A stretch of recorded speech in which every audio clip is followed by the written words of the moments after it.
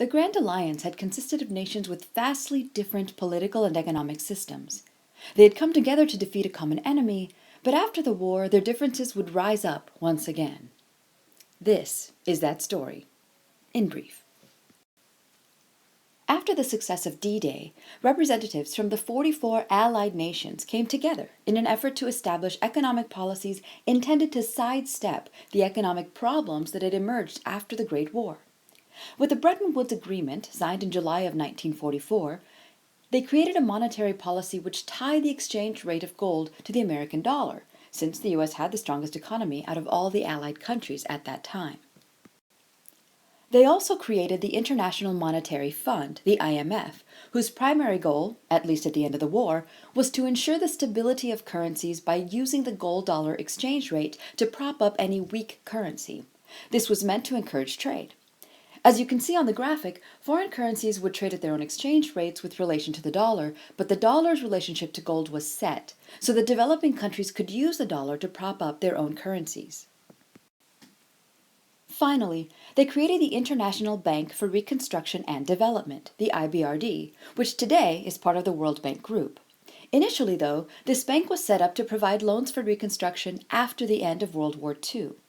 The first loan application was submitted by France in 1947.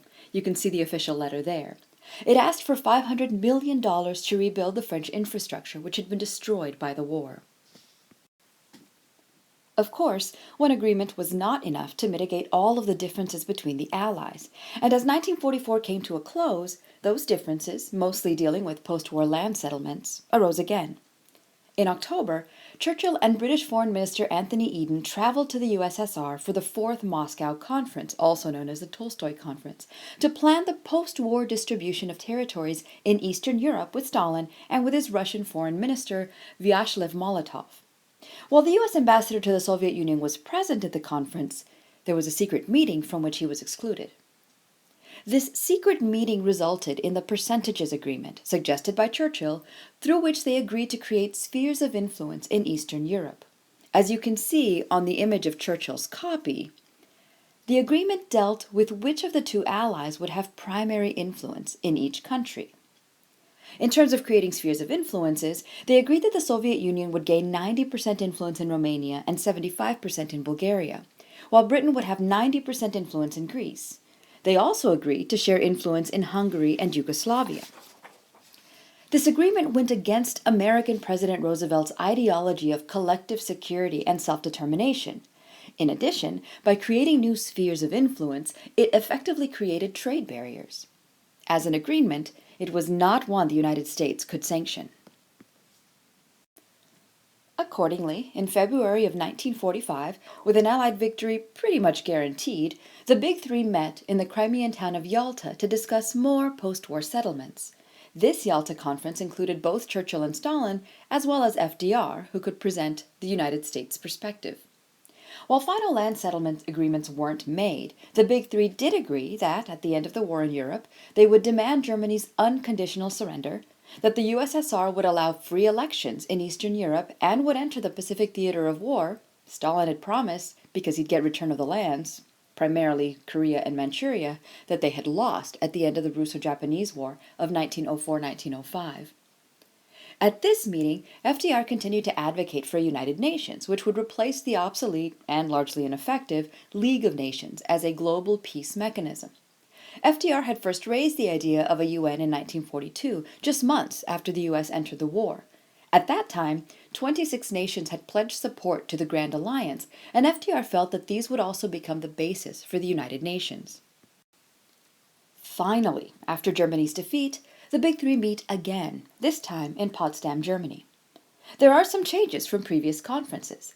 Britain's Conservative Party had unexpectedly lost the election in 1945. This meant that Churchill was no longer Britain's Prime Minister. In his place was Clement Attlee, leader of the victorious Labour Party. Fortunately, Attlee had served as Churchill's deputy Prime Minister during the war, and so was well aware of all of the previous diplomatic arrangements.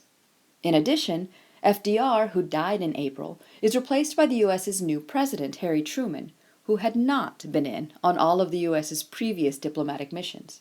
Stalin, of course, was still the leader of the Soviet Union. This time, the leaders agreed to give the Soviets control of eastern Poland, and they ceded a large part of eastern Germany to this new country of Poland. They agreed to adopt a four-way, temporary occupation of Germany, including France as one of the occupying powers. Still, none of these agreements stopped the constant maneuvering behind the scenes, and each of the powers was determined to end up in the best possible position.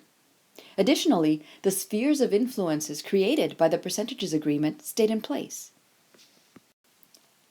In fact, there's a palpable change in the relationship between the leaders of the Big Three. It's visible in their postures, as seen in the photographs. In the photo at top left, from the Yalta Conference, Churchill, Roosevelt, and Stalin seem the best of friends, capable of working together toward a common goal. In the photo at bottom right, though, it's different. Attlee seems to appeal to Truman, who sits almost stone-faced in the middle, while Stalin regards the men to his right with suspicion, or perhaps disgust. Of course, we could also argue that, by the summer of 1945, the common goal that had so united Churchill, Roosevelt, and Stalin was accomplished. There was nothing left, really, to unite Stalin, Attlee, and Truman. While FDR wouldn't live to see it, he would get his wish, the creation of a United Nations. FDR was alive to see the initial planning, since it occurred in the autumn of 1944 at Dumbarton Oaks in Washington, D.C. Delegations from the U.S., U.K., Soviet Union, and China had created a basic plan which was then presented to a larger body of 50 delegations, along with representatives from a number of NGOs, on April 23, 1945, 13 days after FDR's death. This April meeting ended with the development of the UN Charter. The Charter of the United Nations outlined a collective global authority that would adjudicate conflicts, provide military protection if any members were threatened by aggression, and oversee the fate of non-independent states. The Charter outlined a set of bodies: a 15-seat Security Council, on which sit 5 permanent members with veto power, a Secretariat responsible for creating the studies and reports of information needed by the General Assembly, which was a deliberative assembly in which sat delegates from each member nation. Also included were the International Court of Justice, the Economic and Social Council, and the Trusteeship Council, which has been suspended since 1994, when the last trustee, Palau, became independent. The first resolution ever, in the fall of 1945, dealt with the peaceful uses of atomic energy and the elimination of atomic and other weapons of mass destruction. In December of 1948, the United Nations would adopt the Universal Declaration of Human Rights, a document which evolved directly from the experiences of the world after these 2 global wars. Momentous opening words of the Great Charter for World Peace. At San Francisco, 200 men and women of 50 nations labored to build an organization that will outlaw war for all time. President Truman attends the last session of this conference, which the whole world has anxiously watched. The President meets many famous guests, among them General Smuts, who is a delegate to that other peace conference at Versailles, and Admiral Nimitz, under whose command British and American ships are hammering at the door to Japan. At the famous Opera House, the assembled delegates hear a call for their final vote from the chief of the British delegation, Lord Halifax. And it is now my duty, my honor and my privilege in the chair to call for a vote on the approval of the Charter of the United Nations. Nation by nation, the delegates cast their votes. 50 peoples pledged to peace. Now the final signing of the Charter. For Britain, Lord Halifax. Edward Stettinius, Chief of America's delegation to the World Security Council. For the third Big Three partner, Mr. Gromyko, Ambassador to Washington.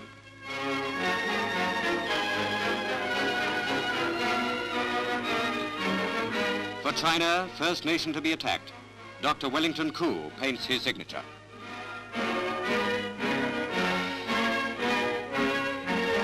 The Charter of mankind's deepest hopes. Humanity demands that this be the Magna Carta of lasting peace. Final speech of the conference was given in characteristic spirit by President Truman. If we had had this charter a few years ago, and above all the will to use it, millions now dead would be alive. If we should falter in the future in our will to use it, millions now living will surely die. Well, there's a time for making plans, and there's a time for action. The time for action is here now. The Allied world salutes the spokesmen of nations which stand for peace. San Francisco has made a beginning, a courageous stand that promises to build a mighty structure for peace. A charter born of the agony and destruction of total war. It must mark a turning point in human history. A new way reaches to the future. The world must follow it through unity and cooperation to lasting peace. Of course, the end of the war and the creation of a UN didn't automatically address the consequences of war. Frankly, Europe was in ruins. World War II had caused roughly twice as many deaths as had World War I. Within 30 years, between 60 and 80 million Europeans had died because of warfare or famine or influenza. Unlike World War I, where damage had been localized on the front lines, World War II was fought literally across the continent of Europe. Entire cities lay in shambles, bridges had been destroyed, and some 40 million refugees drifted across Europe. There were immediate crises to take care of. In the Netherlands, for instance, the Nazi occupation and the Dutch's own struggle for liberation had been particularly harsh. The Dutch were literally on the brink of starvation when the U.S. airlifted food and supplies. Even in Allied countries, basic accessories like soap and fuel were so hard to find that in Britain during the winter of 1946 to 47, hundreds died. The situation was obviously worse in Central and Eastern Europe. One British soldier in Germany noted that, quote, "To see the children fighting for food was like watching animals being fed in a zoo." German refugees, some of whom had been interred as political prisoners in Hitler's concentration camps, rushed towards the West, often in fear of the Soviet regime occupying Eastern Europe. One journalist reported that these native Germans were, quote, "unwanted, even hated, and treated like dirt." Most of them fled to countries that had experienced relatively little damage. In Europe, that was Denmark or Sweden, or across the oceans in Canada, Australia, and the United States. While the Soviet threat drove many people from Eastern Europe, the Soviet Union lobbied for the repatriation of several million Soviet prisoners of war and forced laborers. This was the first signal of Stalin's determination to revive communist orthodoxy in the Soviet Union. Most unfortunately, extermination camp survivors found that their release did not signal the end of their suffering. Often, these survivors arrived in train stations and were skeletal, diseased, and disoriented. They had no home to return to, and, since anti-Semitism had become official Nazi policy, they found that the war had stopped the Nazis, but not the Nazi sentiment. For example, in the summer of 1946, a group of about 250 Jews returned to the town of Kielce in Poland. The vicious crowd rioted against them, killing 40. While many Jews had hoped to emigrate to the United States, the government restricted their entrance, allowing only 12,000 Jews into the country. Others headed for South America, or, popularly, port cities along the Mediterranean, where they eventually landed in Palestine, a country where Zionists had been settling in for over 50 years. By May of 1945, most Europeans had come to realize that they were dealing with a complex system of political jurisprudence. Local resistance leaders, allied armies of occupation, international relief workers, and the remnants of bureaucracies all worked, usually at odds, to try to restore society and deal in some constructive way with the Nazi past. Bureaucrats focused on their civilians and developed domestic policies to help their citizenry, leaving relief workers focused on the millions of refugees. Meanwhile, resistance fighters tried to purge Nazi influence, often through violent means. In France, for instance, women who had collaborated with Germans because they'd had romantic involvements with them were referred to as horizontal collaborators and even prostitutes.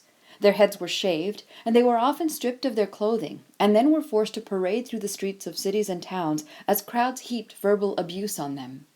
The majority of the time, these women then joined the millions of refugees wandering the countryside. Desire for revenge against the Nazis hardened as people uncovered the reality of Hitler's death camps and of the millions of people who had died as a result of his anti-racial ideology.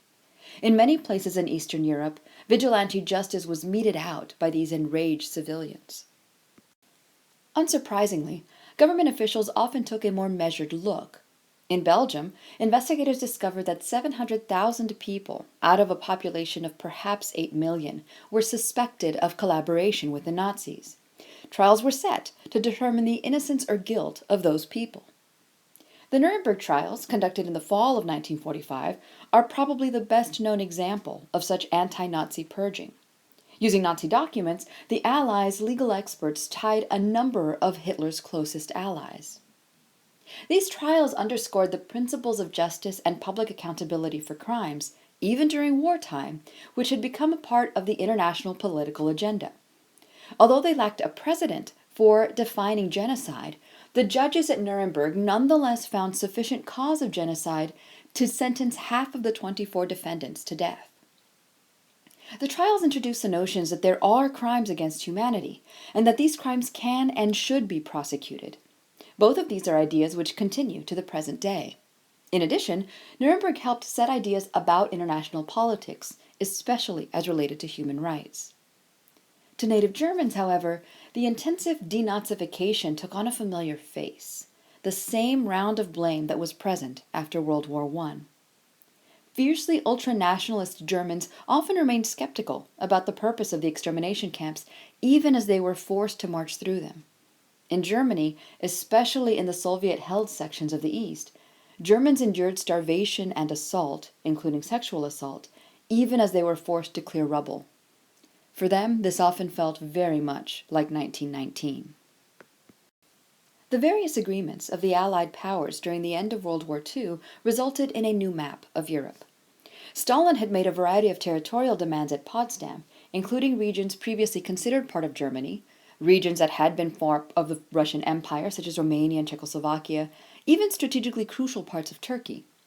The latter was aimed at giving the Soviet Union control of the Straits of the Dardanelles, which had been a part of the Russian agenda since the time of Peter the Great. What the USSR gained, though, were the 3 Baltic states it had occupied in 1940, Latvia, Lithuania, and Estonia, as well as a large part of East Prussia and parts of Finland, Czechoslovakia, and Romania. Poland, though losing major parts of its eastern territory, gained a large chunk of eastern Germany in small recompense for its suffering during the war. Even Allied powers lost out on territory. Yugoslavia gained a small border region from Italy. Bulgaria absorbed a territory that had been disputed with Romania. As the Treaty of Versailles had done, these new realignments left various nationalities dissatisfied. Hungarians living in Transylvania didn't want to have to live within Romania's new borders, and Romanians living within the Hungarian borders were angered that they were being punished for having been forced by Nazis to fight on the side of Germany. Austria, which had been annexed by Hitler in 1938, regained its independence and neutrality, and the occupation of the Allied powers would end there in 1955. In Northern Europe, Finland was allowed to retain its independence in exchange for its neutrality in political matters.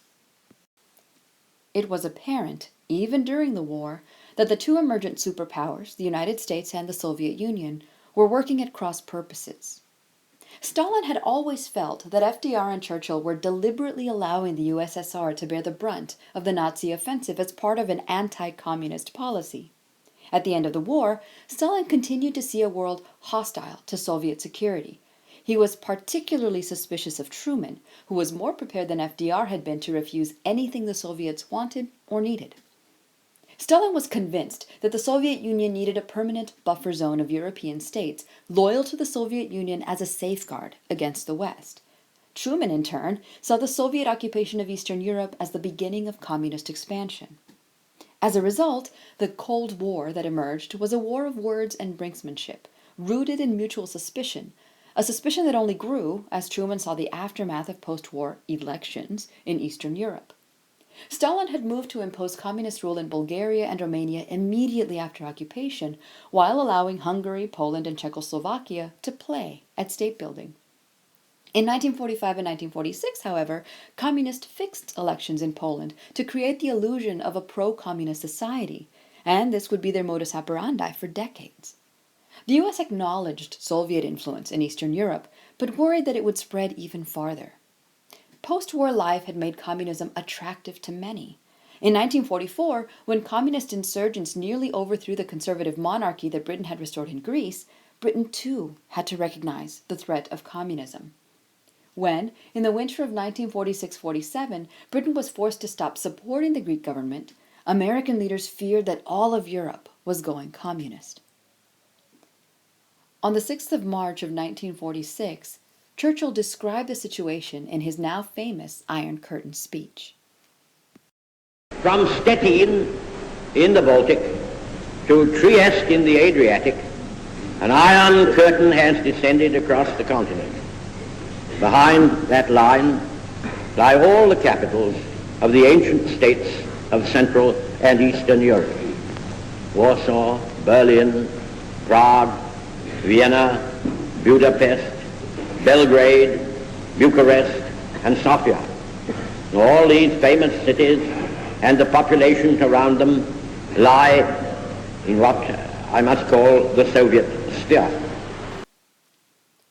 In March of 1947, Truman reacted to the communist threat by announcing the Truman Doctrine, the countering of political crises with economic and military aid. The first countries to receive American aid after the adoption of the Truman Doctrine, about $400 million, were Greece and Turkey, which bordered the Soviet Union, or the Soviet bloc.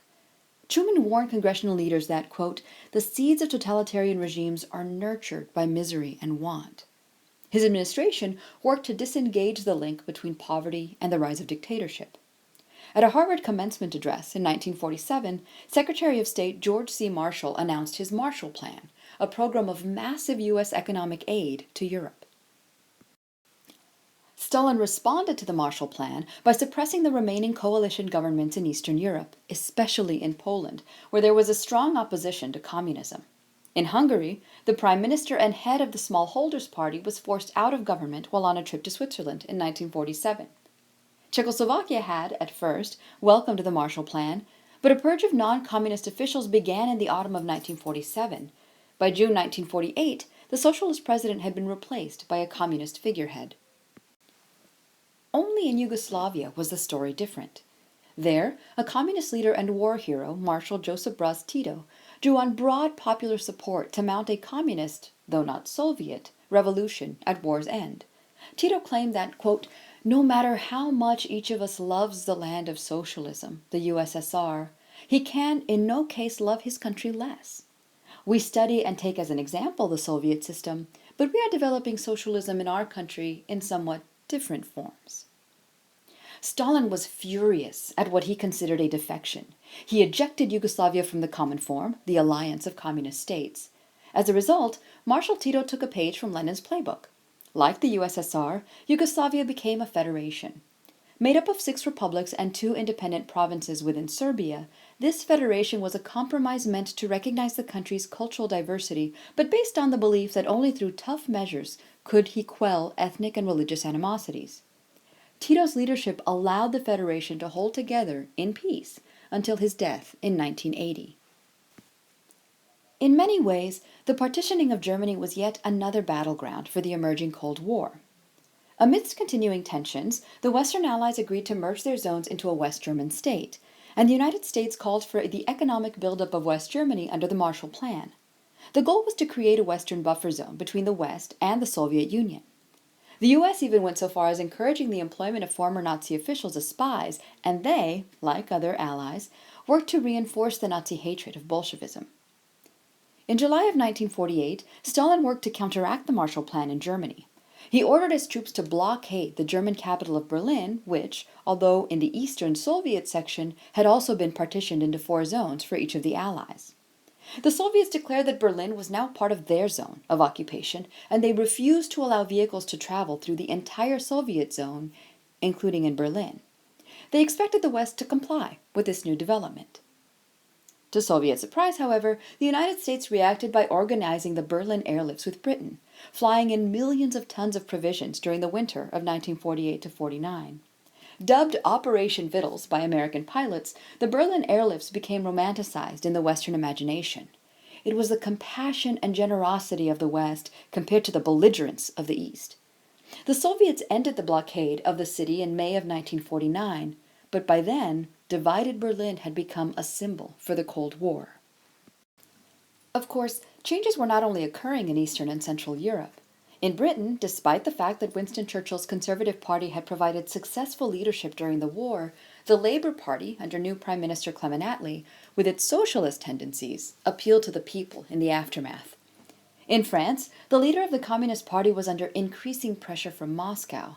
He called the French Fourth Republic a reactionary dictatorship and argued for the French people to overthrow it. This was greatly alarming to other allies in the West. Charles de Gaulle, the military and political leader of the Free French movement, which had kept France's war effort alive during World War II, countered this communist threat by creating a new anti-communist party called the Rally of the French People. In West Germany, communists held absolutely no appeal. Part of this was due to the experience of the German Communist Revolution, which took place in 1918 after Wilhelm II's abdication and before the creation of the Weimar Republic. While the revolutionaries, which had their base in Bavaria, claimed that their revolution was different from that of the Bolsheviks in that private property would be protected, they weren't as organized as Lenin's Bolsheviks. Additionally, the communist Spartacist uprising in January of 1919 clearly showed the split between Germany's Communist Party, as one group argued for the establishment of a social democracy and the other for a more Soviet-style republic. This infighting, compounded with the experience of Stalin's authoritarianism during World War II, led most Germans to turn away from any sort of communist regime. Accordingly, in 1949, centrist politicians helped to create the German Federal Republic. Its first chancellor was a 73-year-old anti-communist, Konrad Adenauer. Working with other Democrats, he helped draft a constitution which would prevent the emergence of a dictator and protect individual rights. He allied himself with an economist who had stabilized post-war German currency. Together, they successfully guided Germany back to the representative government overthrown by Hitler 15 years before. These high tensions resulted in the need for reassurance, for any reassurance.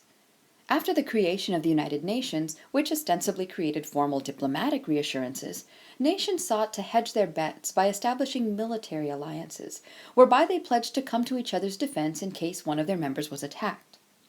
In March of 1948, Great Britain, along with France, Belgium, the Netherlands, and Luxembourg, signed the Pact of Brussels. It served as the military component of the subsequent Council of Europe, to which most of the nations of Western Europe adhered. It also formed the basis of the later North Atlantic Treaty Organization, with which the United States joined the Pact of Brussels countries, and which later added Italy, Denmark, Norway, Iceland, Portugal, Canada, Greece, and Turkey. Obviously directed against the Soviet Union, the NATO treaty bound all of the member countries to defend jointly any of the signatories who were attacked, creating a unified command for a common army. NATO's headquarters were placed in Paris. Later, in 1955, the Soviet Union and its satellite states answered NATO after the Western countries allowed West Germany to join the Pact, and thus rearm. Stalin organized the Warsaw Pact, which included Albania, Bulgaria, Czechoslovakia, East Germany, Hungary, Poland, and Romania. In the years immediately following the end of World War II, the Western Allies, led by the United States, had jumped to induce post-war economic prosperity. Stalin, too, rushed into a post-war frenzy, in which he pushed his population to match U.S. productivity. In Eastern Europe, Stalin collectivized agriculture and nationalized private property and industry. In Hungary, communists seized and reapportioned all estates over 1,200 acres in size. Having thus gained the support of poorer Hungarian peasants, these were then forced into cooperative farms. In Transylvania, Romania, communists seized the land of the German minority and redistributed it to the Romanian poor. And then they converted the property of wealthier peasants into collective farms. While many rural Romanians felt that Stalin's reforms were dreadful, others felt that he had done them a great good service. One farmer claimed, quote, "Before we were peasants, dirty and poor, we worked like dogs. Was that a good life? No, sir, it wasn't. I was a miserable sharecropper. And now my son is an engineer." In promoting industrial production, Stalin wished, quote, "the union of Russian revolutionary drive with American business ability," claiming that this was the essence of Leninism. As part of this drive, Stalin created the Council for Mutual Economic Assistance, or Comecon, in 1949 to coordinate the economic relations among the satellite countries and Moscow. Unfortunately, the terms of Comecon stunted the growth of the satellite nations, as they allowed the USSR to buy goods at bargain prices, but resell them at exorbitant ones. As Europe edged into the 1950s, they also edged into the reality of the Cold War. The settlements of the post-war period were done, all of the borders had been redrawn, new governments had been formed.